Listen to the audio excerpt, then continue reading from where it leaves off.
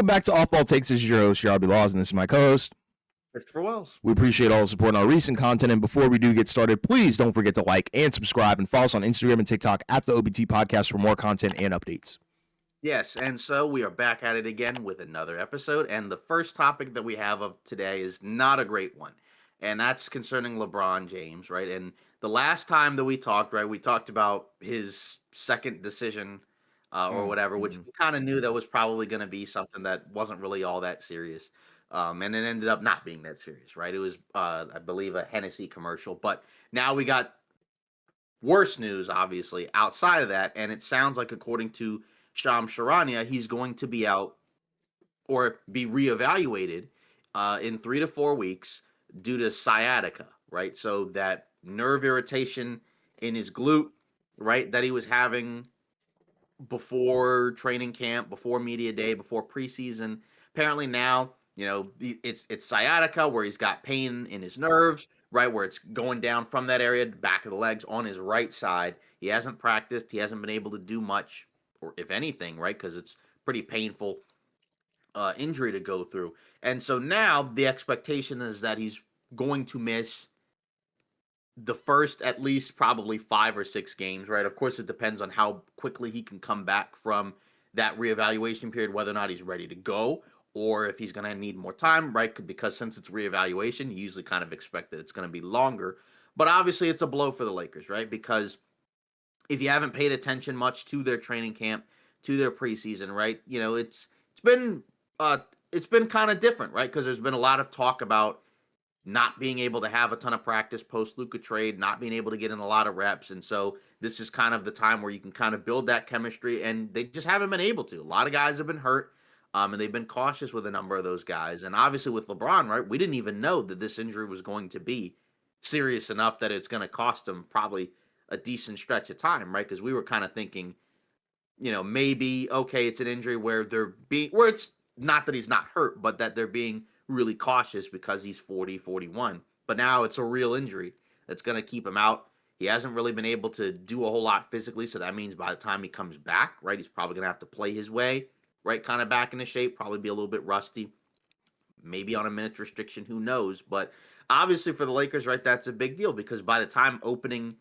night starts, right, they're not going to have LeBron. This is the first time in his career, right? So he's been 22 for 22 for opening nights, and so now he's not going to have that perfect record, right? Because we know against the Warriors, he will not be there. And that changes a lot of things, right? Because obviously he's, most people view Luka as the best player on the Lakers, right? But LeBron would be the most versatile, where he can do a lot of different things, and they're going to miss that, right? You can make the case that while he's out, you're going to have some lineups where maybe there'll be a little bit more balance, right? Where, like, you got to decide whether or not you want Vanderbilt or Marcus Smart to replace him in the starting 5, right? Whichever guy gets in there, then that changes the bench in the second unit, right? If you start Vando, probably going to be smaller in the second unit. If you start Marcus Smart, you'll be smaller in the starting unit, but, maybe you might have, a little bit different matchups on defense, right? Vando and Smart, they're both high-level defenders, but they do defend differently, right? So there is kind of a question there. Then you have Rui at the 4, right? Because you assume all the guys outside of LeBron that we're going to start would start. But then you replace LeBron with one of those other guys and then figure out what you do with the bench. So, this is kind of one of the reasons why you have a Luka on your team, right? Because he's supposed to be a top 5 player, right? And by and large, when you have a guy that good on your team, that gives you a higher floor where they can win games that you wouldn't normally expect somebody that's a little bit lower tier to be able to win, right? Because those guys, because say Luka, he can bring up the ball, he can run your offense, he can control a lot of your offense for you, right? We've seen when he was in Dallas, the year they went to the finals, 34, 9-9. So we know he can put up monster numbers, right? You got him, you got Austin Reeves as your backcourt essentially. Then you figure out which other guys you fit in around them. Like I said, Ayton, right? He'll get some opportunities. So we'll see what it looks like. The Lakers have, by and large, since LeBron's been there, have not been that great when he hasn't played, right? But the thing is that in the last few seasons, they have been able to hold on at times when he was out, right? Like last year, notwithstanding, right? Because remember, the Lakers were knocking on the door of the 2 seed. Then LeBron gets the groin injury against Boston. Then they slide, but a bunch of other guys got hurt at the same time, right? But remember the year they went to the conference finals. Remember, LeBron had a few stretches where he had to miss time. And, AD and then post trade deadline, right? Like D'Lo and Austin and all those other guys were able to, hold it down. But it's going to be a different look, right? So, because usually he's there to start the season and he'll usually kind of, work his way in, right? Where maybe early on looks a little bit different, but he can pace himself. But it's a different approach, right? And it's kind of a reminder that, yeah, this guy is 40, 41, and that's going to make things tougher to kind of work around. But, with Luka, potentially anything's possible. So we're not, I'm not saying that they're going to go on a 9-1 stretch and say if he misses 10 games, but just you would hope that with Luka and a supporting cast of other guys, you could pull off some wins because their opening schedule isn't the worst opening schedule in the world, right? But obviously the team is going to look different without LeBron because like they in theory should be smaller, less athletic, less versatile because of all those different things he can do. But if you look at the Lakers schedule to begin the season, right? Let's say you look at the first, 10 games, right? They play the Warriors on opening night, then they play Minnesota, then they play Sacramento, then Portland, then Minnesota again, then Memphis, then Miami, and then Portland, right? So so if you look at a lot of those games, then I think there's a game against the Spurs and the Hawks. So it's kind of a mix of you got some good teams in there, but also like some teams that, should be winnable, right? So if you could go, I don't know, if you could be like 6-4 in the first 10 games without LeBron, right? Like that would probably be okay. If he misses just 10 games, we don't know how many he's going to miss, but it is a big deal just because of the fact that depending on how many games he missed, that could potentially take, all NBA off the table because then that means you're not going to be able to miss too many more games down the stretch. Right. And you probably wouldn't expect him to just have just this stretch be the only amount of time that he misses games. So not good at all, right? I don't really look at it as a silver lining, but you do at the very least kind of wonder, okay, what is it going to look like without this guy? Because he is in the last year of his deal, and there's no guarantee that he does come back and return to the Lakers after this season, right? There was kind of like a weird thing, I think, from McMenamin where the wording was very strange, right? Where it was kind of sort of along the lines of, if he were to come back to the Lakers, it was almost kind of like that he would want them to kind of make some moves to be better. So like if you get like the best version of the Lakers, maybe he'd be more inclined to come back. I want the actual wording just because, it sounds, it just makes a lot more sense when you actually look at it. But it's still kind of a confusing statement because we know that by and large, we know what happened in the summer. Obviously nothing was really done, right? But just in general, it is important. So yeah, quote, while several sources close to James have told ESPN that it is unknown how the end of his career will play out, it could help James's desire to play on the best Lakers team possible this season if it appears he has more basketball in him. I'm not quite sure what that means, but I would almost think it would kind of translate to if you got a good version of this team and you go all in and you have a good squad, he'll come back because he would prefer to probably come back and still be a Laker. But maybe I'm not reading it correctly. I would get the same thing from that. I would agree with you on that. Yeah. So what do you think about all this? I mean, like you said, it does suck because that is your second best player. And you're not going to be, he's not going to be available. And that always hurts no matter what team it is and no matter who you're talking about. Right. But like you did say, the saving grace here is it's not necessarily the complete end of the world because you have a guy like Luka who's in a completely, borderline tier of his own in terms of what he can do on the floor, right? And I think, the surrounding talent, the guys that they brought in, it makes this a little less of a lethal blow, in my opinion, right? Compared to like last year. If this was last year, I think you might be feeling it a little bit more, but you do have a little bit more depth. You do have, more defensive minded guys. So we might see a grittier version of the team, without LeBron. I don't know if that's the right word or adjective, but I think Luka's probably going to pop off and have an insane stretch. That's kind of what I was hinting at in the short.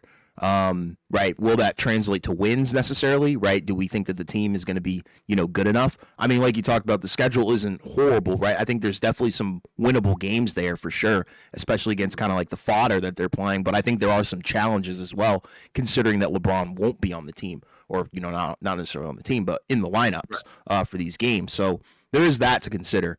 But that's the problem with this stuff, right? Like, yeah, you could say 3 to 4 weeks, but that could be longer or shorter. Who knows what, the timeline is? And I think that's what Reddick said. Like, he's pretty much on his own timeline. So we don't necessarily know, when he's absolutely going to come back. That's kind of more, on the back burner, and what does that look like? But depth wise, he will definitely be missed. But I think Luka can, patchwork this a little bit, just because, I mean, think about his offseason, right? Like, there's been a lot of hype, a lot of positives, definitely way more positives than negatives. And I think he's got a lot to, I don't want to say prove, but I think there's a lot riding on Luka's shoulders, and I think he's going to step up to the plate and hit it out of the park.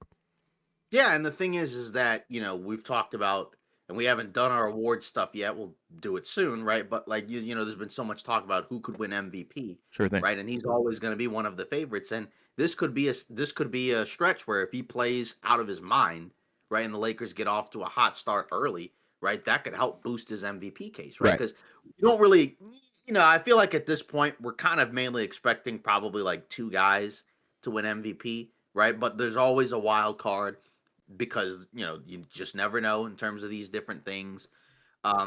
Because for the Lakers, really, for Luka to get MVP, like they would probably have to have a better record than like Denver. They probably would have to be the 2 seed, for him to have a shot at that. But with the schedule they have to begin the season, he could play out of his mind, and the team gets off to a really good start, and then maybe that later on they make some type of trade to improve the roster, and then they're even better, but who knows? But the important thing is for them, you have to get off to a hot start. But that's why the injuries that they've had in training camp are tough, because there's going to be a lot of guys that have not had a lot of reps together.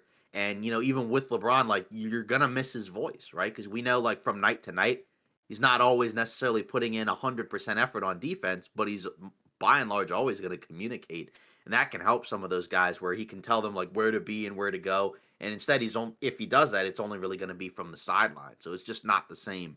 So yeah, like we don't want to make it seem like that. Oh, they're going to be perfectly fine without him. They can win every game. Like, no, they need him ideally, but you would hope that that's with Luka. You don't need him as badly as you normally would, but just all the things he does, like, it's not great. So it's just a matter of, can he come back sooner rather than later? Right. And then if he does come back, is he still kind of sore, or is he like mostly relatively fine? I mean, that's kind of the thing with the age, is that it takes a little bit longer to recover, and you just never know. So that's kind of one of the tough parts in terms of like scoping out where do you put the Lakers, right? Because a lot of people, there are people who expect them to be good and really better, or a lot better, but there's also a lot of people who think that they might slide and be in the play-in, right? Because of with the LeBron injuries and whatever else you factor in, it's tough. But just with Luka, you would hope that there'd be some level of stability, at least Sure on the thing. offense. I'm curious to see defensively, what goes on. But you do replace LeBron with, I guess, a guy like Vando, who plays with a high level of effort defensively, but he can't play 30 plus minutes necessarily like LeBron can, because that's when you kind of start to get diminishing returns. So like you said, Absolutely. it's going to be a patchwork effort where it's going to be win by committee. All these guys Yeah. are going to have to step up and play their roles on both ends of the floor. And I'm very curious to see what it looks like, Yeah. because, Next man up mentality for this team yeah, right now. yeah, because it could be a preview of what things look like if LeBron is gone within the next couple of seasons. I mean, you would expect, I mean, there was a thing from McMenamin, I think, about how all these different versions of what the Lakers might look like. So say like if LeBron just is gone, right, then they would have some cap space. I mean, this free agency, I don't know. I don't know if there's necessarily that many great free agents. So you almost kind of feel like it might have to be done through trade. But obviously, the key now is, you just got to win games, because it's a tough Western Conference. And, if you get off to a slow start, it's very difficult to make up for all those losses, because even a team like Golden State, right? Like last year, they started off really well. then they had a major slide. And then even with all those wins that they got post Jimmy Butler trade, the best they could still do was the 7 seed. They still got to the second round, but just having to win all those games at the end, that's not really what you want to do. You kind of want to get off to a really good start. And it's harder to do that, I think, if LeBron's out. But we'll see what they do. Yeah, I agree with you. Yeah. Then after that, some Giannis news, right? We did get some stuff over the week about apparently over the summer, right? The Knicks contacted the Bucks, and that was a team that Giannis would have been interested in going to if he wanted to go. If he was going to get traded. He also was talking about kind of playing both sides, right? Where it was kind of like, yeah, I got the shirt, I got the jersey on, I'm here, I'm committed, to Milwaukee. But of course, 6-7 months later, minds could be changed, right? Depending on the situation. So I don't know. It kind of feels like a semi-soft launch, right? Of just to kind of soften the blow if he potentially exits. I could Yeah. be wrong, but it does feel like the Knicks side of it would be tougher now, because now that they've paid all those guys and they'll be in the second apron eventually, right? Like then it's a lot harder. They would have to that would have to be like a deadline deal, and then they would probably like have to put multiple guys in the trade. Then the Bucks would have to send out multiple guys, and it just becomes a lot harder to do that. But this Giannis situation, you're gonna have to pay attention to, because basically for them it's almost kind of like, what if they get off to a slow start, right? Because I know you and I aren't necessarily high on the roster. Mhm. There's a lot of people who feel like, well, they have Giannis, so they should still be able to win a lot of regular season games, and that's certainly doable in this Eastern Conference. It's just a matter of, is there actually going to be a real level of belief that that team can really do a whole lot? And if the answer is no, and he wants to win, well, then it would kind of be hard to make the case to stay. I mean, of course, we'll see where the Bucks go, but I don't know. Like I mean, of course, we've kept saying it every year. I know we kind of were like last year or last season was like, all right, this is the last straw. He's gone from Milwaukee. He's not a Buck anymore. He's asking out to be traded, and it didn't happen. But if he wants to win, I don't know how much longer he can go on with this team, because it just feels like they've kind of emptied the chamber, and they don't really have a lot more to do that they really can do. Like this version of the East, okay, they may not be completely disastrous, but I don't see a world in which they'll be able to win the East unless there's a bunch of injuries, which, yeah, the door could always be open for that. But this is going to be one of the biggest teams to watch, just because of the Giannis situation, and whether or not, the Bucks, if they stumble out of the gates, what happens. I mean, I don't think he won't make it an issue during the season, I don't think, but it's just kind of something to think about, just because, Shams over the summer, right, talked about that, and then of course he mentioned, like, and Giannis didn't refute it, right? He was basically like, yeah, I was kind of thinking about my future, because I do want to be in a place where I can win and compete for championships. So I think he doesn't want to tick anybody off, but he's kind of been, I don't know, somewhat honest, right? Yeah. Because because we know in the past there were guys that were like, oh yeah, I'm staying, I'm not leaving this team, and then 5 months later they're gone. So I don't think he wants that. I mean, I wouldn't think Bucks fans would be burning his jersey, if he was gone, just because, he helped them win a championship, and, he's done a lot for that city. But I just don't see it with this Bucks roster. I know we've already talked about it, but, just a team to keep an eye on. Yeah, it is kind of interesting. I feel like it ultimately comes down to leverage, right? That's what this is at the end of the day. And it is interesting that we're just now hearing about, these conversations and these trade talks, like right now, like what, 2 months after the fact that they were going on. So keep that in mind. That is for sure 100% a factor, and it is kind of interesting. Like the headlines of this whole thing was like, Jalen Brunson listed as untouchable. I think that was kind of a given from New York's perspective. So I think from New York, it's like, well, geez, like what would you have done at that point, right? And from the Bucks perspective, what are you looking for in return? What is the return going to be? I would assume they would want to maybe try and find a way to get their own picks back, potentially. I'm sure that would be enticing. Or find a way to get, some more assets down the line along with some younger players. So I am curious, what the end result is going to be. I don't think that he's going to get traded at the deadline. No. I don't see that happening. That's a huge salary, and somebody would kind of have to just go all in with that. And I think it would have to be a contender, and they, matching that salary would be very, very tough. You'd basically be talking about either a elite 1-for-1 swap, which I don't think is necessarily out there right now, or a 2-for-1. And I don't think any team is really willing to give up, 2 elite guys for one.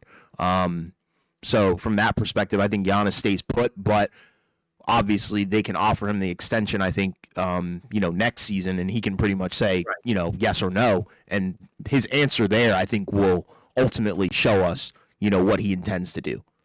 Yeah, because I mean, of course, we've seen guys sign extensions and then get traded later. Absolutely. But yeah, like if he just completely turns it down, then it's like, oh yeah, then this is a code red and whatnot. So Yeah. that means you got to prepare, and that obviously, if he's out on the trade market, that's going to be the biggest name out there Yeah. on the trade market because we know that there's a lot of teams that could use his services, right?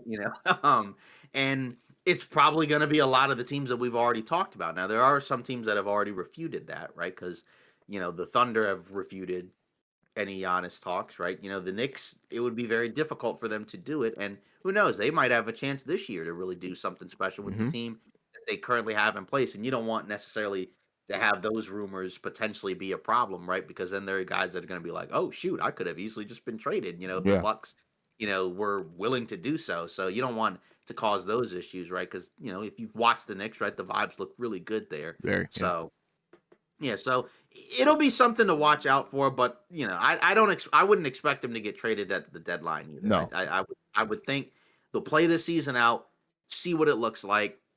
If it goes okay, if it goes all right, maybe he stays, and then if it doesn't, then we'll see what happens. But I think there's a lot of people who would prefer like if it just worked out in Milwaukee Yeah. and that would just stay and play the rest of his career That would be a there. fairy tale Yeah, and be ending. a one-teamer, but you just never know, right? Because if he wants to win, I don't really see why he'd stay there because I don't really see a pathway for them to win because they've done a lot to try to make it so that he can be happy and so that way they can do some things, right? Because they got Lillard, they got the different coaches and whatnot, but at a certain point when you've made a lot of moves and they haven't worked, now you've kind of ran out of moves at this point, so. Yeah. I just don't think that there's much that they can really do to improve the roster, especially with the dead cap that they got. So Yeah. There's no way that team is going to be legitimately competitive in the postseason. I don't see it. yeah, so we'll find out what that team looks like as the season begins. But moving on, a lot more preseason stuff to talk about, and there's a lot of players, right? That honestly, especially in terms of the rookies, that I think definitely deserve shout outs and mentions and discussion. So, one guy that I actually want to talk about is Ace Bailey because we've not really seen him. Mm-hmm. I don't think he had played since the Utah Summer League, You right? are Where he right. got hurt, Yep. and then we didn't see him at all. We went to Vegas and he didn't play there at all. So this was kind of like the first taste of real NBA action that we got to see, and honestly, very impressive. Now this was a guy that we were actually pretty high on in the draft, right? Very. Like because I know he was a very polarizing prospect, but we were both like, he just seems so athletic, so talented, so skilled for a guy his height.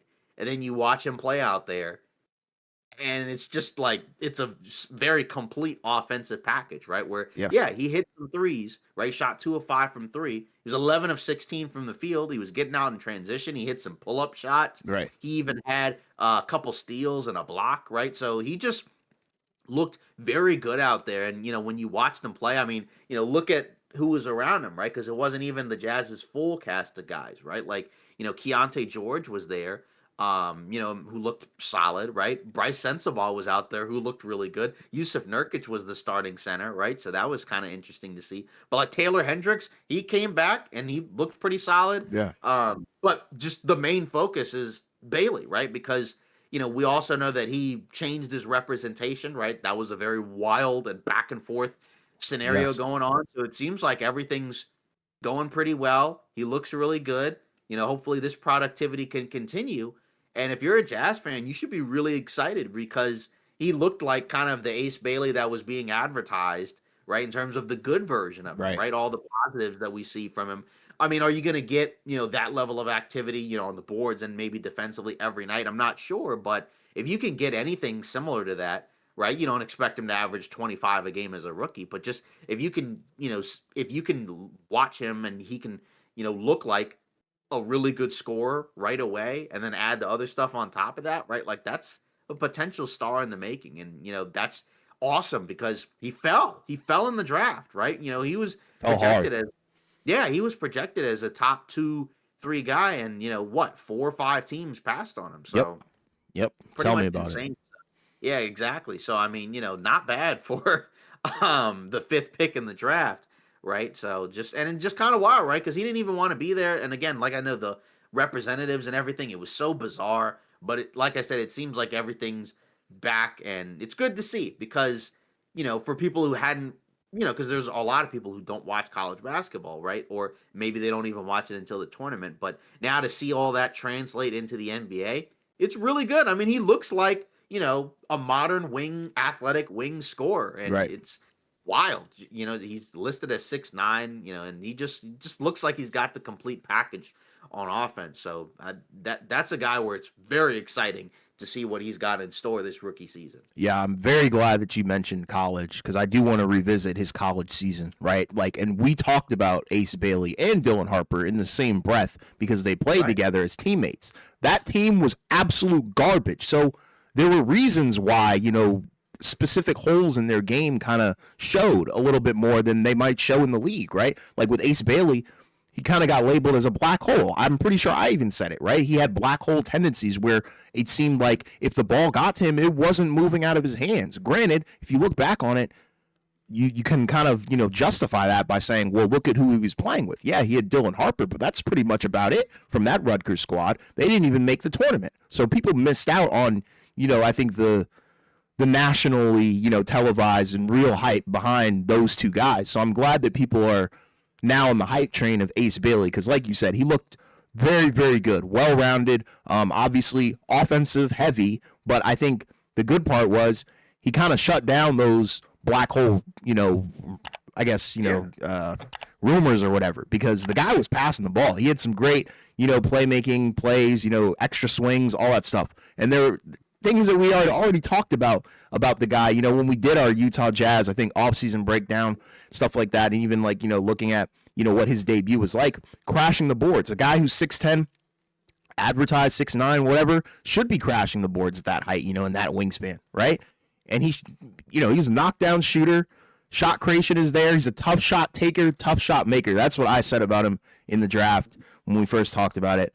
So I'm glad that people are on the up and up with him because I think he truly deserves it because the guy is very, very talented. And if granted, it's one preseason game, so we can't overreact, but down the road, say we're talking about this, 4 or 5 years from now, Philly's going to be a very, very big loser, in that regard. And Charlotte, too, I would say, if their guys don't pan out to be as great as Ace Bailey is or will be potentially. So, yeah, it's just wild to really see that. And like you said, the whole agency and representation thing, it's very interesting that Utah pretty much called their bluff on that and just, said, well, you don't want to be here, suck it up, Buttercup. You're going to play here. And look at it. He's come willingly, and it's not like, he's not playing like he doesn't want to be there. I just think he wants to genuinely hoop, and that's the best version of him that you're going to get. Yeah, and that's that's the wild part, right? Because that's another team that you kind of have to think about, right? Because we know that the Jazz, right, they got Lauri Markkanen on that squad, and he's a guy that's been, I he's a forgot guy, about that. Didn't they just make him available for trade? yeah, Like everybody, literally right after the first half of the Ace right, Bailey. yeah, and like that could have already happened before, but like Sure. that's a guy we know that Utah, if they got a package that they liked, might be open to moving him because we know he's a guy where his skill set and his ability is probably better suited for a team that's more like a contender, right? You Mm-hmm. don't want him to be the best player on a contender, but if he can come in and he can be one of your supporting pieces and provide his skill set, right? Then you're in a really good spot. But now to have, and I'm not saying that like, that it's going to look like that as a rookie. But just in general, right? Like if you could get back a decent package for Markkanen, right? Then it's like, okay, well now we have Ace Bailey, we got that scoring, we got all this covered. So it may not hurt as much to trade Lauri Markkanen compared to what it might have looked like before because, he looks like he may be like a legit like star level player. And like you said, especially as a scorer. So that's something that's going to be really worth looking at because, we know that Markkanen, I'm not saying he's going to get traded, but there's definitely a real chance that some of these teams that are kind of on the cusp where they're like, we need another guy. We need one more guy, right? And if they see that guy as Lauri Markkanen, like that's something that could legitimately happen. So like I said, it doesn't hurt as bad when you have a guy like Ace Bailey, especially if he continues to progress and continue to get better. Like we both feel like he would, because that was a guy, like I said, that we were both high on, and we were like, yeah, he should have been picked higher than 5, but we know and understand why he fell. But I think he's going to be one of those guys where he's going to show, like, yeah, you might have messed up. Right. I like that. You might have messed up not taking me as early as you could have. Yeah, so, absolutely. I wish he could have fallen to my Wizards, man. Yeah. So, and then after that, right? Like, funny enough, who was he playing against? Right, the Houston Rockets. Right, he was playing against Kevin Durant. He made his debut. Right, so who knows? Maybe that's a guy. Yeah, his game he might be able to replicate. But just we kind of got to see them and sort of got to see what they kind of looked like, right, without VanVleet, right, and offensively, right, they were able to score a ton. They dropped 140. We saw what the starting 5 could potentially be. Well, I don't know if that's actually what it is going to be, but we saw Reed Shepherd in that starting 5 with the other 4 guys, right? Amen Thompson, Şengün, Durant, Jabari Smith Jr.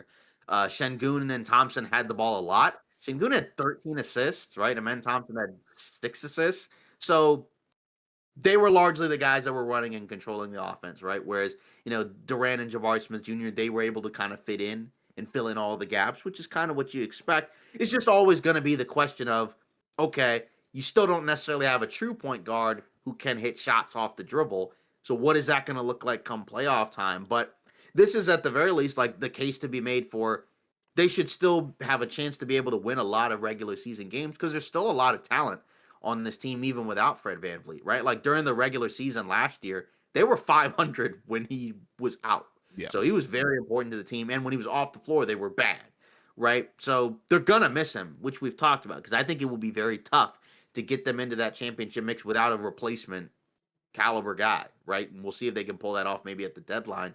But, hey, Durant still looks really good. The young guys look awesome. Reed Shepherd, he, was out there and he knocked down some shots and was able to move the ball around in the offense. And that's an X factor because that was a guy who literally didn't play at all for the Rockets last year. He was in the G League. And I think the hope is maybe he can take some type of leap and be a guy, right, that can actually, contribute to the team, right? Because this is basically like all of rookie year for him. Yeah. In some ways, right? So, hopefully he can step in and at least offensively kind of help out and, be a guy who can space the floor and shoot.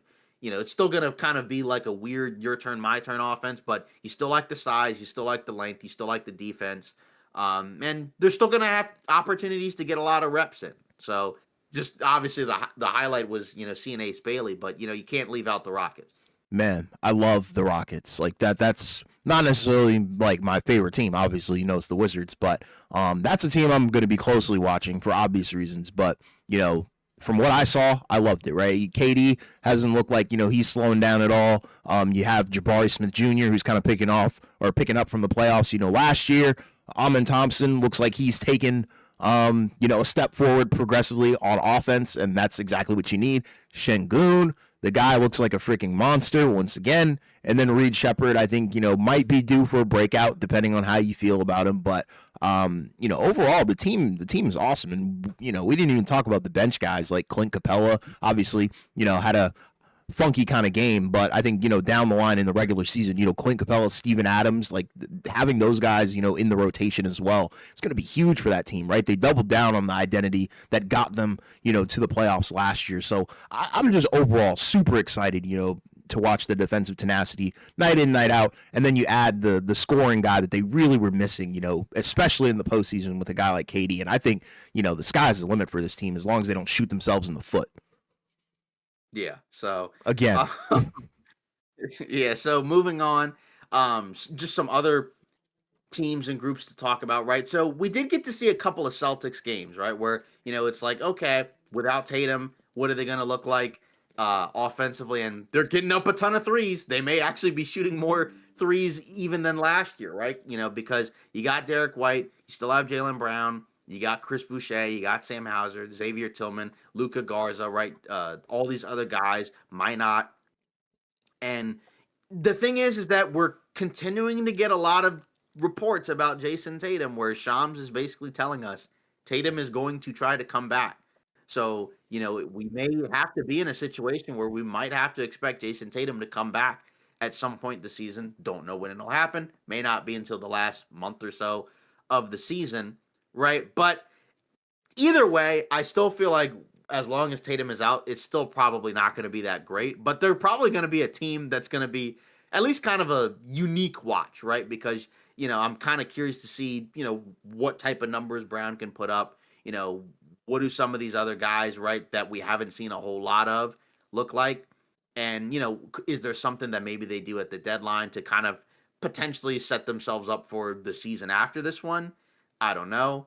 But on the other end, right, we also saw like the Grizzlies. They played the Grizzlies, but the problem is so many of the main Memphis guys were out. But we did see Cedric Coward, right? Who looked a little kind of rough early on, but then kind of but then was able to turn it around, and you can see the rebounding, you can see the defense and everything else, right? Jalen Wells, right, has been playing really well.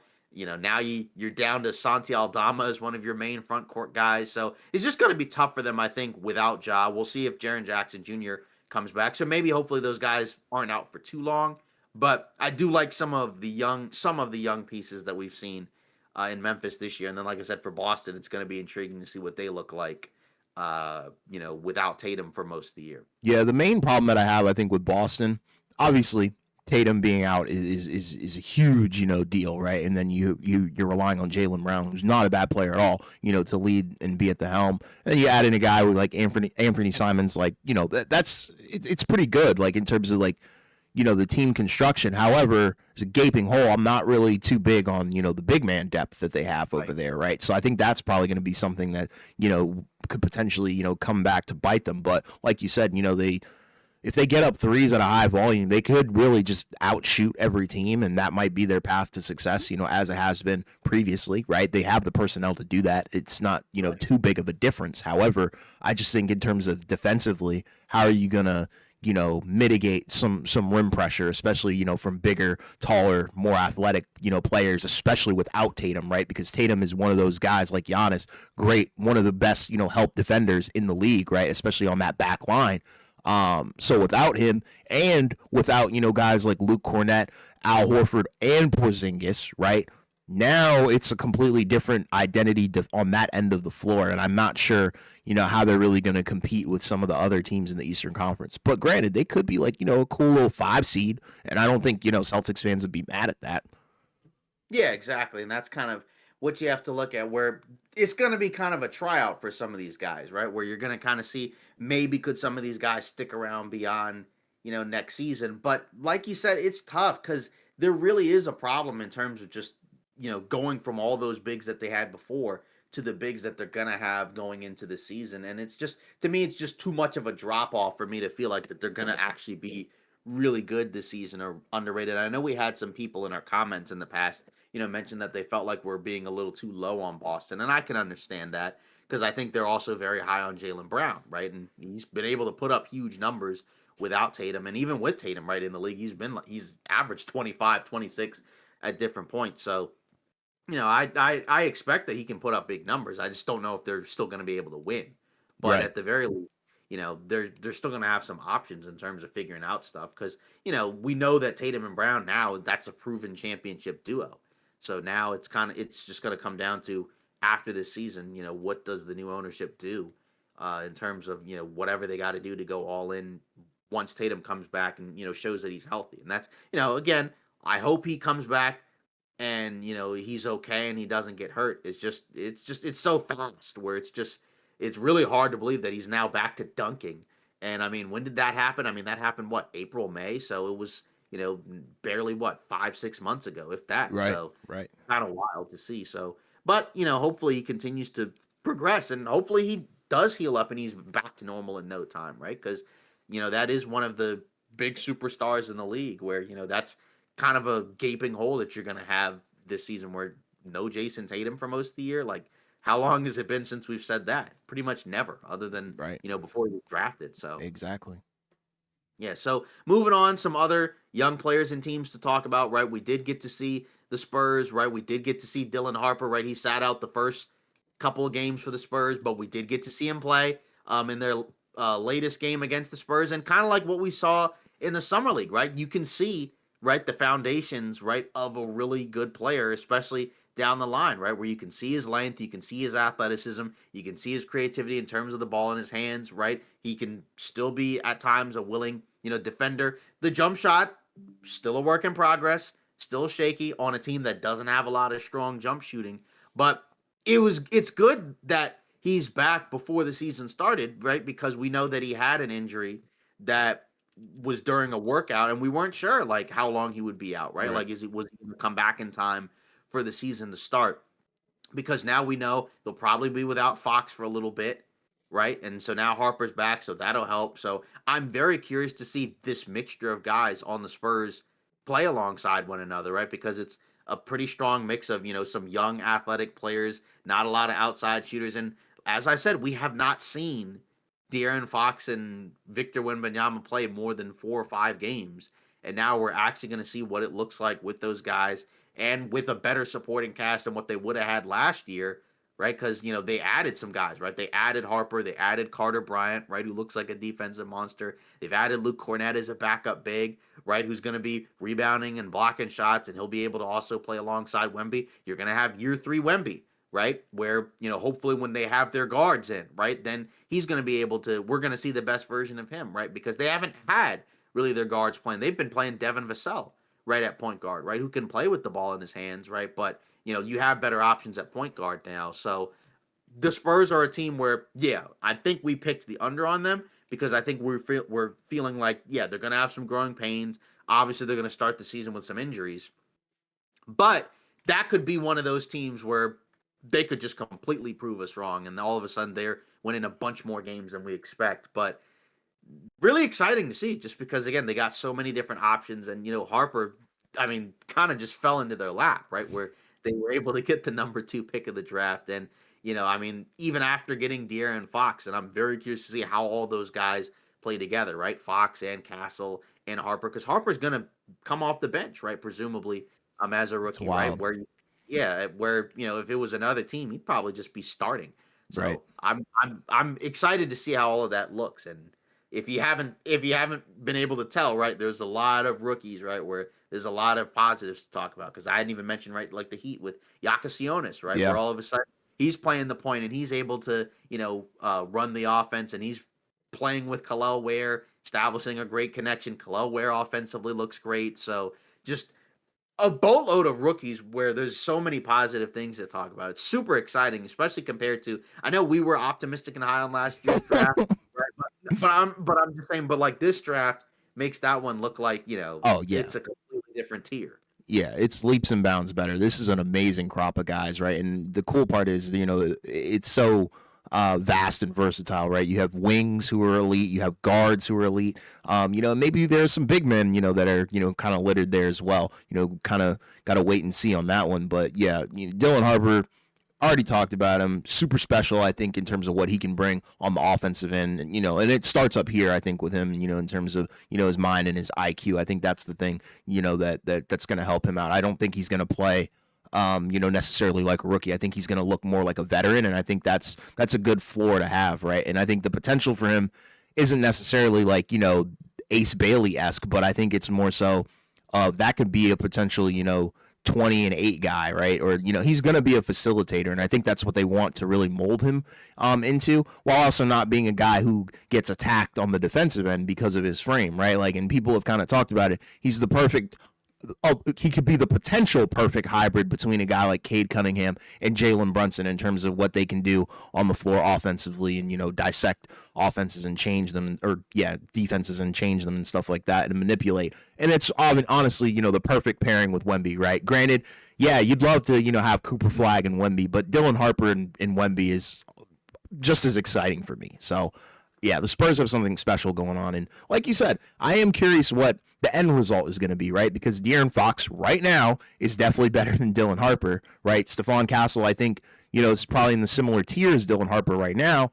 But my solution to that whole debacle with the guard room being that strong is you maybe move, Castle to a wing, because I think he has the frame and defensive ability to keep up, right? And you have guys like Carter Bryant off the bench to help as well. Sohan, there's just a ton of talent there. It really just depends on the route that they really want to take. Right, exactly. And that's going to be the great thing for them this season is they're going to be able to get a good look at all these guys and how they fit together, right? Because you don't have to rush and go all in right away, and they're going to have the optionality to be able to do whatever they want. And that's a great spot to be in, right? Because they're not under any pressure to win the championship right now this season. So that's something that is going to be really cool to see, because I want to see more of the Wemby Fox 1-2 punch. Me too. What does it look like in the pick and roll? Fox getting to his spots, because other than Chris Paul, right? Wemby's not really been playing with a point guard, right? It was him, I guess, Trey Jones.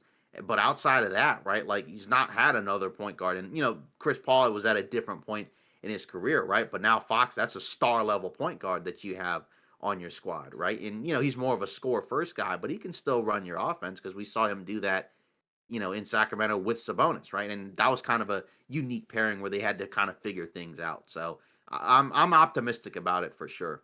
Yeah. Mm-hmm. So, after that, I mean, what did you think about, did you have any other things to add in terms of Giannis as well? I mean, like you said, him stepping into that point guard position is awesome, right? And we saw some of that, at Illinois, where yes, he was turnover prone. Yes, there were times when he was inefficient, but I think ultimately the feel for the game was always there in terms of, the potential upside. Very similar to Dylan Harper in terms of the IQ and what those guys could do. It's just a matter of aggression and execution, and we saw that in the summer league, right? We saw him, be aggressive. We saw him running the point guard position, and I think from there his stock has really gone up since he's been drafted. I think people were a little bit down on him coming into the draft, especially, by the time, the tournament was over and stuff like that. But once he was drafted, people kind of slowly found him on their radars, and it's really been up and up ever since. And I think it's kind of similar. It is interesting that Hero is going to be, out for a decent stretch of time. So now he's going to have to step into that role of, being that point guard. And maybe can replicate some of the boy wonder magic, but we'll have to see. Yeah, exactly. Because that's the thing is they're gonna need some offense, right? Oh 'Cause yeah, we've talked about them where with Tyler Hero being out, they're gonna have to have somebody who can at least help do something off. And Hero's right. not really a point guard, right? He's more like Mm-hmm. a two guard combo guard, right? Mm-hmm. So having a guy who could potentially come out there and run your offense, that's always really helpful for a team like that. So we'll see. But just so many really good rookies to look at and watch and observe over the course of the season, where it's like, yeah, there's a lot of guys, and there are even other guys that we hadn't mentioned a ton of. Were there any other guys that you wanted to shout out? I mean, I liked what I saw from Colin Knippel. I know we talked about him last time, but I thought he was solid. Did you have any? No, because the thing is, like, there's still some guys that we haven't seen yet, I know, right? Like, you don't gotta tell me. Yeah, like we haven't seen Trey Johnson. It's like, I what's don't up with think that, man? Yeah, we haven't seen Trey Johnson for the Wizards play. I mean, so there's still some other guys where What do you think of Coop? Yeah, exactly. Yeah, and of course we haven't even talked about Cooper Flag. That's what I'm saying. That's what I was about to ask. Yeah, exactly, because it was kind of a given in terms of what we were expecting from him. Mhm. But just the fact that there's so many young guys to watch in this draft, right, in terms of rookies and whatnot, it's going to be cool, right? And it's just like almost every team has somebody where you can kind of make the case where like, yeah, this guy might be really good down the line. So, Yeah. I'm excited to see that, Yeah, honestly. Coop looked comfortable in his debut. Yeah, right. It wasn't And it, it wasn't like, a wow performance like Ace Bailey by any means, but it was more of those well-rounded things where you can see, his strength is going to be defense out the gate. And then, for him to, like I said, be comfortable and knock down three-pointers and, 2 for 2 from the free throw line, more of a well-rounded game for sure, but solid. exactly. And that's one of those things where, for him, because of the guys he's with, right? That's a guy where, hey, if he's even better than we think he might be out of the gates, that kind of changes what Dallas might be actually be able to do, right? Coming Yeah, out of the gate, right? Because right. I know that's a team that we're both kind of lower on maybe than the consensus, Mm-hmm. but if he's all of a sudden even better than what we think he might be, I mean, that could kind of turn Dallas into one of those sleeper teams, right? Absolutely. Especially if Kyrie can come back and be healthy, right? If he's not, right, then it's still a great story and great for Cooper Flag. But then that's kind of the big thing with Dallas is like how fast can he turn into, like a legit, big time player in this league, right? Because if it's sooner rather than later, then that can kind of, like I said, adjust some of the timeline discussions that you have for that team. And it's just kind of funny. Like I said, we hadn't mentioned him a whole lot, but that's because, all these other guys we've seen. Oh, did you catch Portland at all? Were you able to catch Portland and I kind of see what wasn't. their I group wasn't, looked like? Yeah, unfortunately. yeah, because they had a game where they were bringing Denny Avdia off the bench, which was kind of interesting. I know Billups, he was talking about experimenting with different lineups and whatnot. So it wasn't like it was, you know, like the worst thing in the world, but it was definitely surprising just because, I would think he would start, but we did get in some limited minutes Hansen Young, right? We did get to see him play a little bit, right? Like, it was kind of lost in, all the other guys playing, but you can still see the value, right? Or you can still see the potential, right, of his game where, he can flash like, the passing, the playmaking, the size, the rebounding. It's just a matter of with this rotation, right? How many minutes is he gonna get, right? He played 21 minutes, right? He was 2 of 5 from the field. He was 0 for 2 from 3. He had 6 fouls. So it wasn't like it was the perfect debut. But like I said, you can definitely see that down the line, yeah, he could be something really good. But how do you work all of that in? Because you got Donovan Klingen, right? With Hansen Young, and of course Robert Williams is out because he's hurt, right? But just what are they going to do to make this rotation go around, right? Because like I said, Jeremy Grant was in the starting lineup, right? And I know he mentioned on media day that he said he's a starter, and it's just like, wow, I'm watching Denny Avdia be the backup, Right. coming off the bench, right? And like Especially after just the season he had last year. It's like, right whoa. after, yeah, Shaden Sharp looked a lot more comfortable, so that's good. And we're still missing. You're still missing that final piece with Scoot Henderson, right? Because he's not going to be there the beginning Forgot of the about season, that. right? Wow. So you got yeah. So they had Drew Holiday with Sharp, with Kamara, with Grant and Klingon, and then the bench was like Avdia, Young, Chris Murray, uh, Wesley, right? And then they were playing a bunch of guys, so they played basically everybody who could play. Thibault didn't play. Obviously, Lillard can't play. Scoot can't play, and Robert Williams can't because they're all hurt. But I don't know. I think there are some things to like about Portland. It's just a matter of like I said, I'm curious to see how comfortable those young guys get. And when Scoot comes back, year 3 Scoot, what does that look like? Because a lot of it doesn't matter in my opinion quite as much if he doesn't take the leap forward that we've talked about. Which I think there's reasons to be hopeful about it, but it sucks that he's going to begin the season injured, right? Because that means that it might come later rather than sooner. Yeah, like this time now that they're playing again and they got Avdia back in the starting lineup because that's what Billups said. He's experimenting with different things, and it's kind of what preseason's about. Yeah, I wish I caught that game. Sounds like I missed a lot, but I think Portland, they're on my radar slightly just because I think defensively they were so good, last year, especially during that final stretch of the season. I think it'll potentially carry over, especially with the guys that they brought in like a Drew Holiday and the expectations that you have on both ends of the floor from guys like Kamara, even Shaden Sharp as well. So I am curious about that team. Right. And in the case of like the Chicago Bulls, it's a little bit of the Ah, opposite, right? oh yeah, Where it's like, offensively, right? They, there's a lot of guys on there where, there's a lot of positives to like, right? Matas Bucelis, right?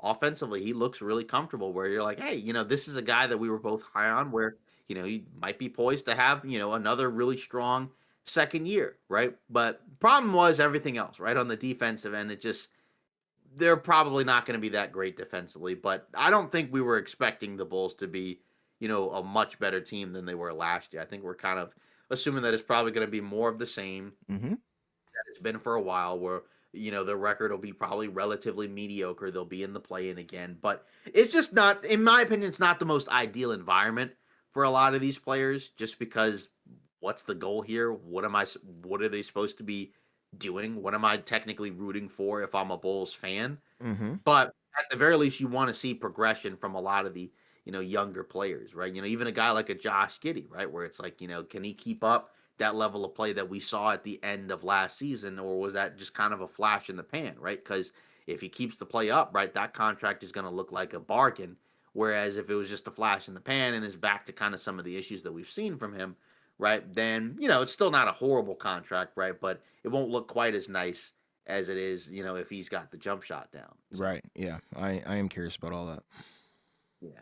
Next up, in terms of our discussion, there was kind of a big deal that came out a couple days ago, right? And it's that GM survey that we've kind of discussed and talked about every year, right? Where they ask all of the NBA general managers, right, a number of questions going into the season, right? Like, Mm-hmm. say, for example, which team will win the NBA championship, right? And 80% said the Oklahoma City Thunder, which was very high. Now, last year, 83% of them said the Celtics.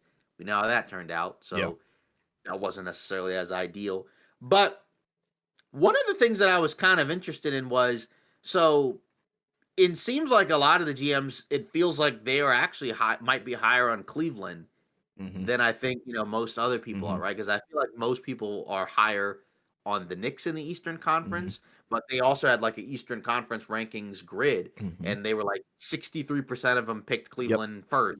Then it was like 53% of them picked New York second. And Then they had Orlando. 60% with Orlando Yeah. third, right? So just kind of interesting, right? Just because this is kind of one of the cool things about the GM surveys. It kind of gives you an opportunity because these are the people that make the decisions. They make the big decisions for all these teams. So it's always kind of unique to see what they think, right? And last year, 97% of GMs picked Boston to win the East. And, it didn't work out. So it seems like they're high on Cleveland, but also it seems like all of them are high on Oklahoma City. Yeah. I mean, I saw the survey, so I know exactly what you're talking about. It is. I'm not going to say all over the place, but it is very interesting to see the contrast between the GMs and the fandom, right? Like what the general consensus is among fans and analysts and stuff like that, compared to the guys who are legitimately running the league. And it is always interesting to see that. Like you even talked about it, like with Cleveland, people are high on Donovan Mitchell. They think he's going to win MVP. So he actually got a decent amount of votes for that, in terms of who could potentially win MVP. So it is interesting, what these guys' perspective is, and sometimes they're absolutely on the money, as they should be, but sometimes they royally miss badly, Yeah, as does everybody. yeah, exactly. Yeah, we'll get to that, momentarily. But like, then there were questions where it's like, if you were starting a franchise today, and we've talked about this every year, right? But it's Mm-hmm. cool how it changes. So if you were starting a franchise today and could sign any player in the NBA, who would it be? 83% said Victor Wembanyama, Absolutely. right? And then, you had 13% say SGA, which was interesting, and then 3% with Jokic. Last year, 77% said Wemby, and that kind of makes sense, right? Because it's like it's the young guy with a ton of upside, already a star level player. He looks like he's going to be a generational guy. So it makes a lot of sense. And I remember the year where I think it was Karl Anthony Towns, right, was picked as that guy. This was way back, Mm-hmm. uh, when he was in Minnesota. So it just kind of goes to show how things can change. And in terms of breakout seasons, right? Well, I guess you can give your thoughts on the starting franchise first Yeah, if you I want. mean, I would just agree with it. I feel like that's just the general consensus. Yeah. And then which players most likely to have a breakout season? 30% picked Amen Thompson, right? Where, that's a guy where we've all had our eye on him in terms of what he's going to look like going into year three, right? Because, last year he was a backup at the beginning of the season, right? Then, he moves into that starting spot and takes Jabari Smith Jr.'s spot. And all of a sudden, right, he's looking amazing. And now we're kind of trying to see what does he look like as he goes into this season where he's going to have a lot more point guard ball handling responsibility thrown his way because of the injury to Fred VanVleet, while still trying to see, can this guy knock down a jump shot, at any consistent rate, because that's kind of something that you ideally need to do if you're going to be a point guard, right? Because we know he can do a lot of the other stuff well, dunker spot, roller, short roll guy, right? Cleanup duty. He can do a lot of those other things. And we know he can pass the ball and facilitate. It's just a matter of, running the offense. That may be a very tall task, without a traditional point guard. But, I think he's one of the best choices for this list. And of course, they mentioned other guys. It was a three-way tie for second between Brandon Miller, Asor Thompson, and Wemby, right? So, those are perfectly fine. Wagner was fifth. And then last year was Jalen Williams, right? And of course, he was awesome last year, all-star, all NBA, all defense, and then they won the championship. So, that's a good example. Yeah. Yeah, it is interesting. I think, with the breakouts and stuff, Amon I think is a very good pick, obviously, because of, the personnel that's surrounding him now. And his progression on both ends of the floor from what we've seen so far has been phenomenal. It's just like you said, a matter of really, getting down in the nitty gritty and can the guy actually shoot, right? And I think there's going to be levels to it, right? Free throws, mid range, and then threes as well. So I'm curious what that progression is going to look like, and I hope that we see the beginning of it this season. Right. Then there were some questions about offseason moves, right? Which team made the best overall moves? And 53% said the Atlanta Hawks. Last year, 37% was Oklahoma City, right? And that ended up being right? Because that was Alex Caruso and Isaiah Hartenstein. Those two guys were very crucial to their championship run, right? We know the Hawks made some moves that everybody's liked in terms of Porzingis, Nickeil Alexander-Walker, getting the pick from the Pelicans. So makes a lot of sense, right? Durant looked at as the acquisition will make the biggest impact. Desmond Bain, the most underrated acquisition.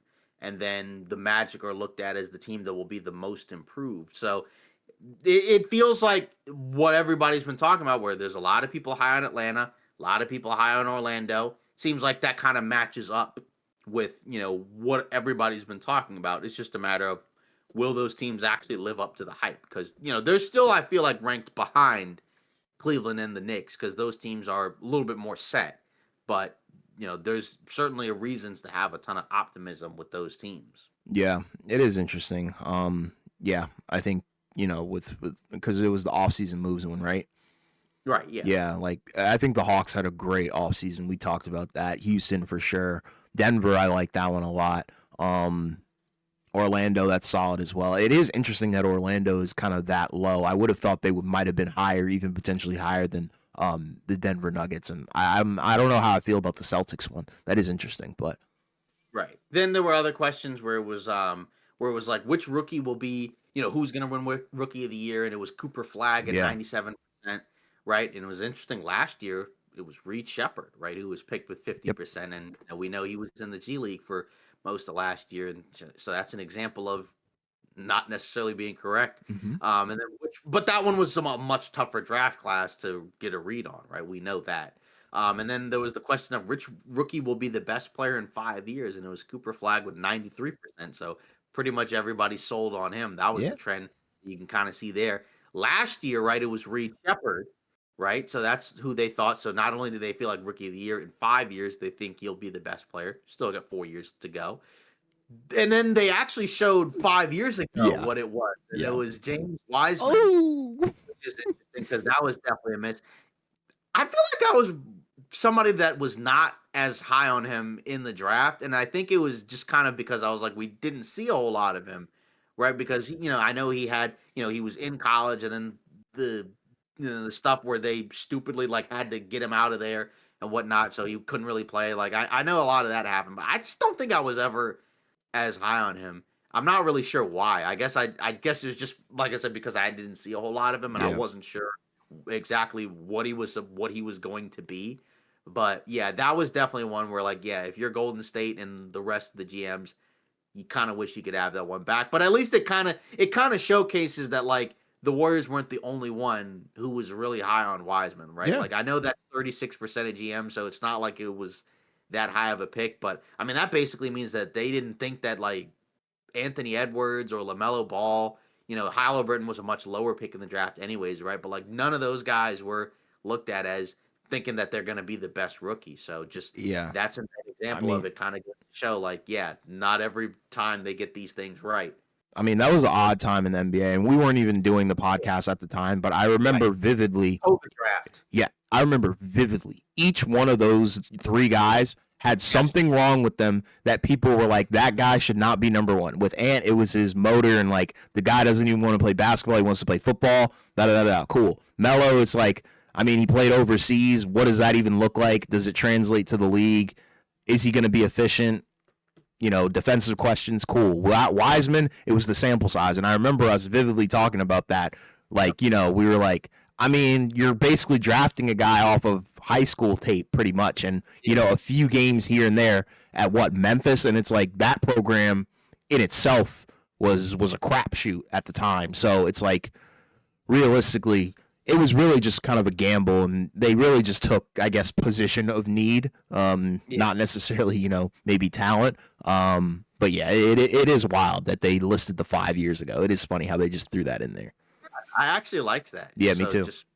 But it is funny, right? Because that was a thing where, like, as you remember, and I remember, we were both there, right? Everybody was kind of like, I'm not so sure about any of these guys, right? Of course, everybody loves Ant now, Sure. right? But like just back then, there were a lot of people who were like, I don't know about this guy, right? Exactly. And you already mentioned all of them, for different reasons, right? But Yeah. just kind of an example of things change, right? And there were clearly a lot of trends where they're very high on a lot of these younger players, right? Where it's like, a lot of the old school veteran choices, like for who's the best defensive player, who's the best perimeter defender, and interior defender and versatile defender, right? Like it was completely different, right? Yeah. Like like Wemby still got it. Last year was at 40% in terms of best defensive player. He's at 80% now, right? So he was a lock. Massively considered the best defensive player in the league, right? Best perimeter defender, Dyson Daniels, I don't even think was on the list last year, right? And then he is considered with 31%, more of a split. He was number one. Drew Holiday was that the year before at 43%, right? Most versatile defender was Amen Thompson, 18%. This was much more split. Then it was Draymond. Then it was Giannis. But like I said, these are always really fun, right? Especially to kind of see like the shifts from year to year, right? Indiana, it was kind of funny because looking back, a lot of the GMs were very high on Indiana going into last year, and they ended up being even better than what people thought because they went to the finals and were a game away from winning the championship, right? So, and like I said, when you look around, clearly they're high on Cleveland, they're super high on Wemby, and a lot of these other younger players, right? And of course, they're like Oklahoma City is the most promising young core.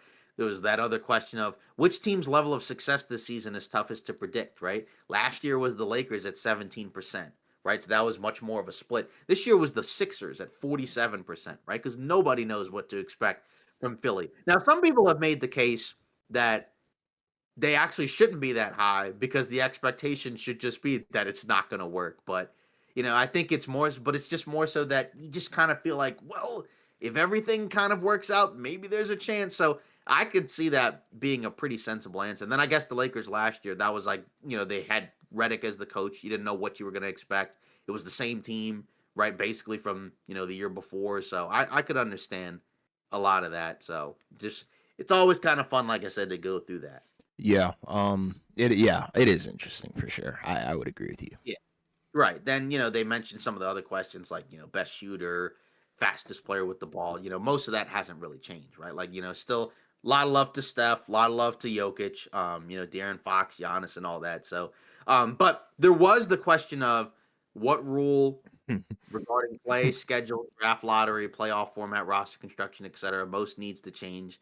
And it was roster construction, apron rules too harsh, add a cap discount for own drafted players, allow trading partial salaries, make all minimum contracts the same. So, guess they couldn't get that in this CBA, but yeah, who are you telling?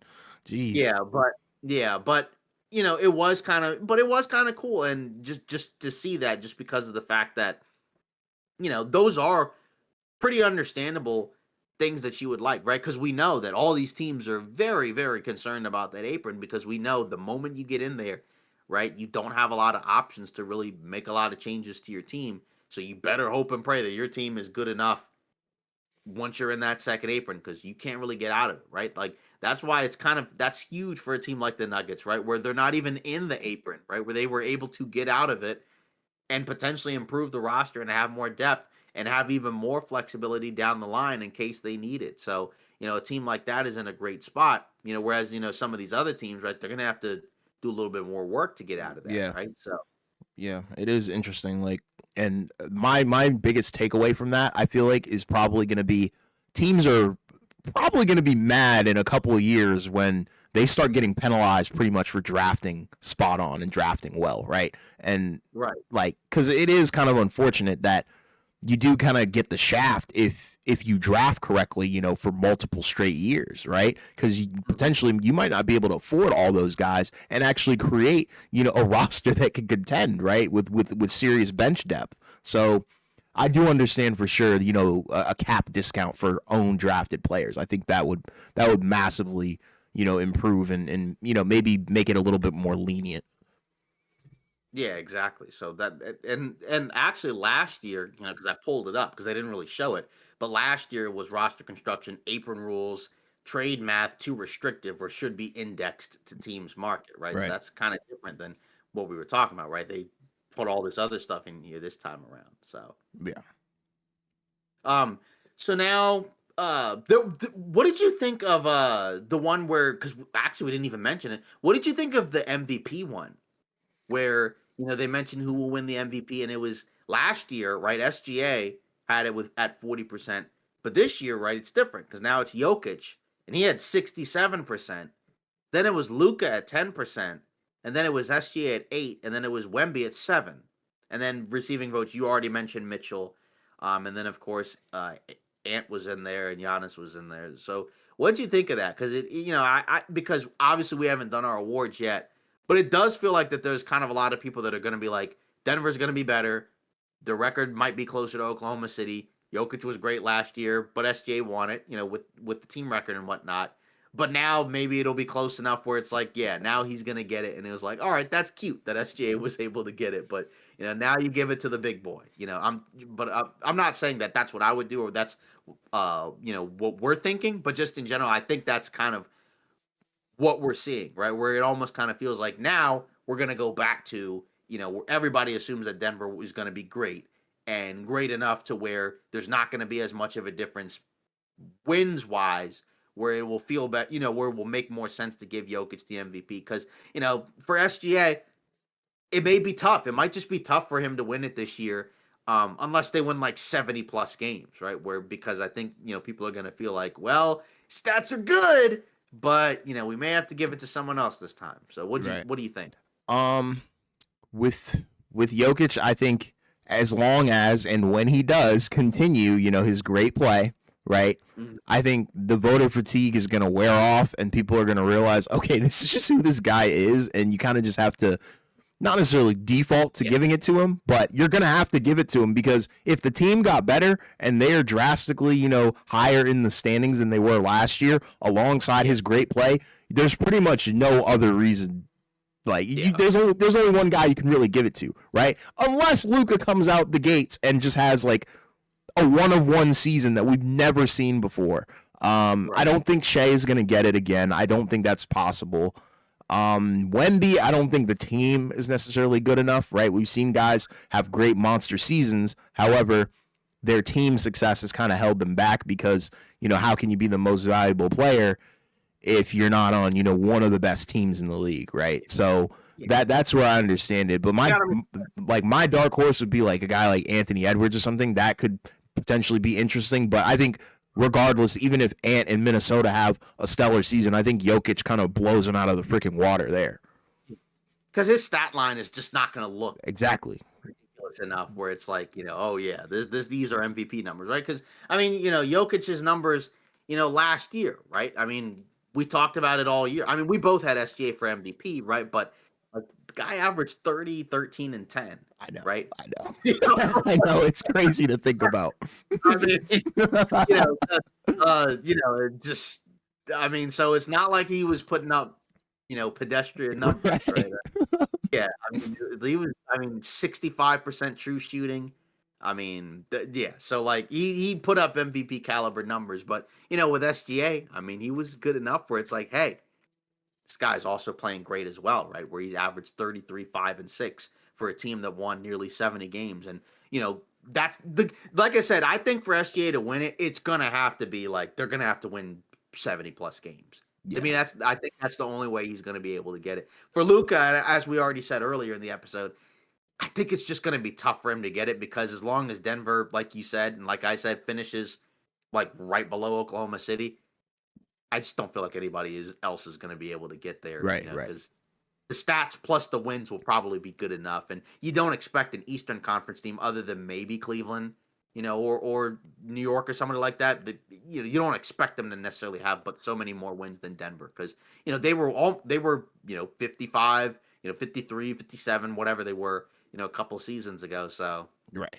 yeah, it's just it's going to be the same guys that we've seen pretty much every year, but just with a couple that we know are probably not going to win it. Like I don't expect Giannis to win it, even though I know he's going to put up MVP level numbers Yep. because, like I said, the team is probably not going to be quite as good. Now, maybe if they're like, hey, wow, they're like second in the East or something like that, Maybe. maybe I get it. But just, I feel like it's probably going to be Jokic that's going to win it just because it just feels like the environment. I'm not trying to spoil any awards or whatnot, but Yeah. just I feel you. in general, that's kind of what it feels like. I would agree with you on that one. Yeah. So, any other thoughts on the surveys? Was there anything that kind of stood out to you in terms of Um, maybe trends that I might have left out? can we vote as a fandom to position lock these things? Because Oh, I don't yeah. Go ahead. understand how Luka is in point guard, shooting guard, and Yeah. won the small forward category.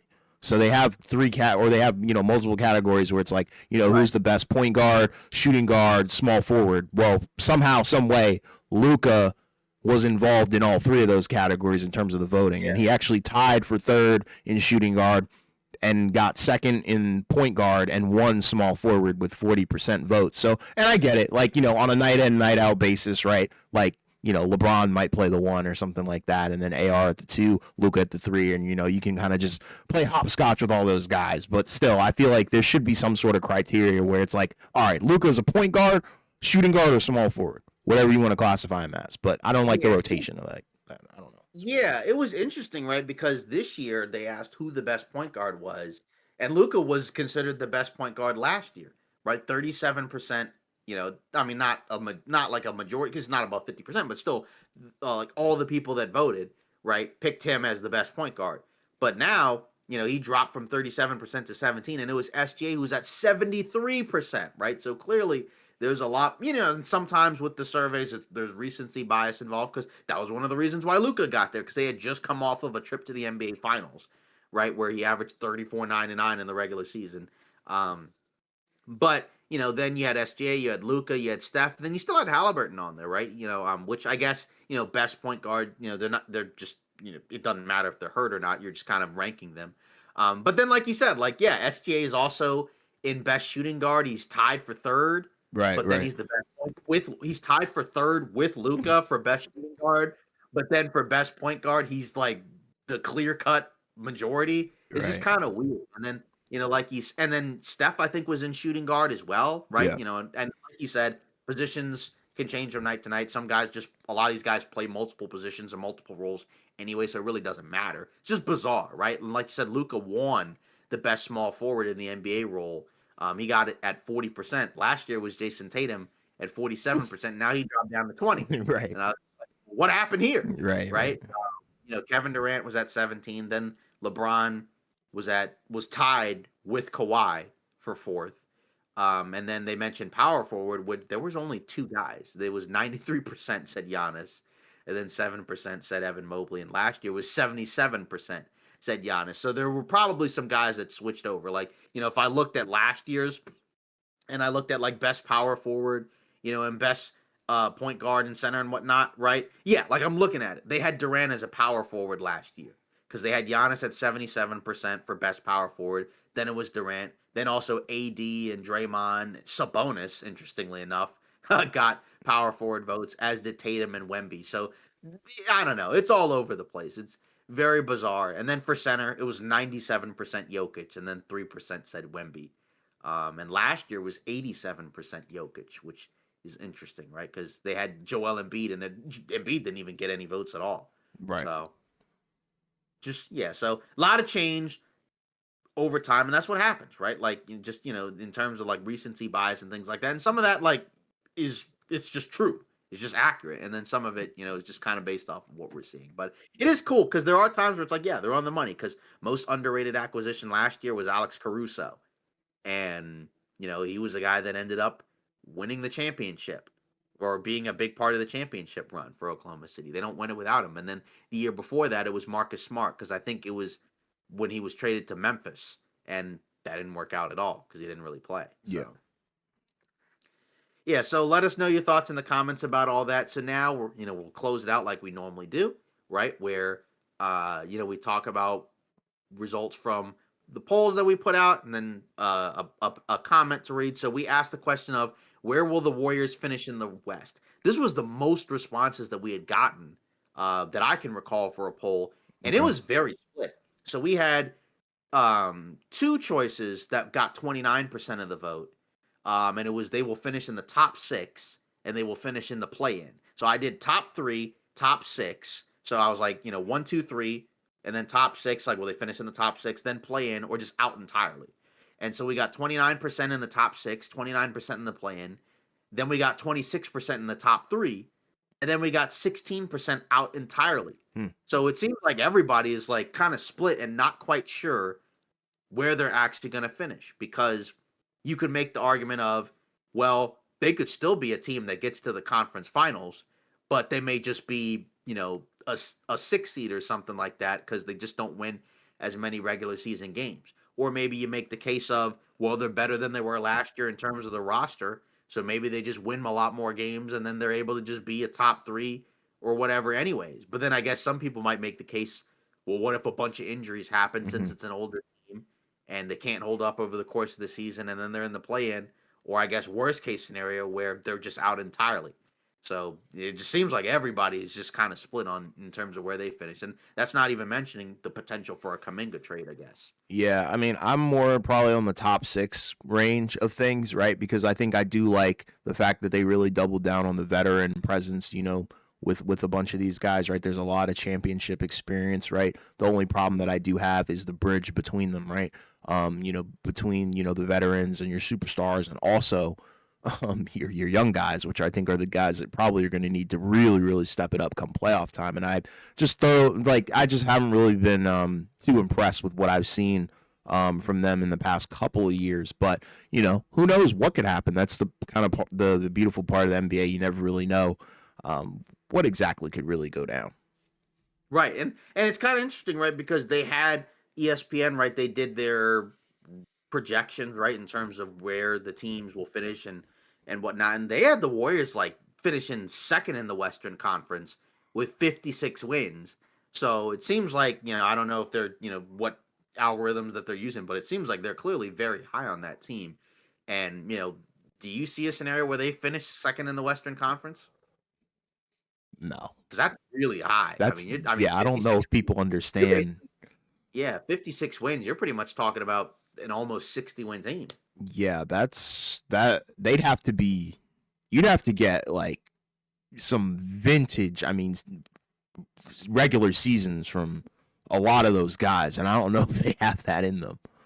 Yeah, I think it's like you'd have to have like almost borderline perfect scenario where like they're all healthy. Yeah, nobody has any level of a step back whatsoever. Right. And like they all play together 60, 70 games or whatever, and the young guys get better. And then even if they trade Kuminga, they either like get something really good back for him, right, or he's just really good. So like all those things would have to go together, and so it's like that feels like a little too optimistic. Where I agree. I just feel like that'd be. That basically means that like they're the second best team after Oklahoma City, and they're gonna finish better than all those other teams. And I just feel like some of those teams just have guys that just think you're not winning less than 50 games if those guys are healthy and have good squads. So I can definitely see the Warriors winning 50 games. It's gonna have to be closer to all those guys are gonna have to play and be available. And it's like, yeah, Steph recently hasn't really missed that much time, It's just you've had to manage those guys' workload and their minutes. But now that might be easier to do now that you have Butler, but then you got to have more games with him. So maybe he'll be locked in and he'll play a lot of games because unlike Miami, he's not going to be the number one option and expected to do it as much every night. So you could just get that, and they're locked in. They've been playing in preseason. So, I think they probably want to get off to as strong of a start as possible so that way they don't have to, you know, exhaust themselves later in the season just to get to the play-in like they were last year. So Right. then we also got a comment from Tyrell McSwain, who said, "Gotta say, it's been a while since I've seen proper rim defense and someone spike the ball past half court." So believe they were talking about the Horford play, right? In the preseason against, I think it was the Lakers, right, where he had the 3-4 blocks and he smacked one of the, the Lakers shot attempts back. And, yeah, that's like one of the reasons why a lot of people are high on them because, like, the Horford acquisition, I talked about it when it was reported to potentially happen months ago, right? Where I'm like, yeah, that's a really good addition to the team where it's like that's going to be, a guy that they haven't had. They haven't had that type of big, really. It's like, yeah, Quentin Post can shoot, but he's not Al Horford, right? He Not can't even defend. close. He can't move the ball around the way that Horford can, and he's an experienced veteran guy who was on a championship team. He's old, right? But he's still very productive, and so that's a guy where it's like, yeah, that's going to help out a lot. Yeah, And he's he the can still perfect fit. Perfect fit, especially for a guy like Steph and Jimmy, right? Like it really is perfect. Yeah. So, yeah, that pretty much ends today's episode of Off Ball Takes. Ton of things to talk about in terms of LeBron and preseason and the GM survey and everything. So let us know your thoughts in the comments on all that we've talked about and what you agree and disagree on, or if there's anything you'd like to add as we get closer to the NBA season, right? We're pretty much, 2 weeks or so, less than 2 weeks away from the beginning of the season. And we're going to have some real basketball, some real stakes to talk about, plenty of awesome guys to talk about. So if you want to leave a comment at the OBT podcast, we'll try to read them either on the videos or on the socials, and continue to like and subscribe as well to help the channel grow. We appreciate all of that. We'll see you next time.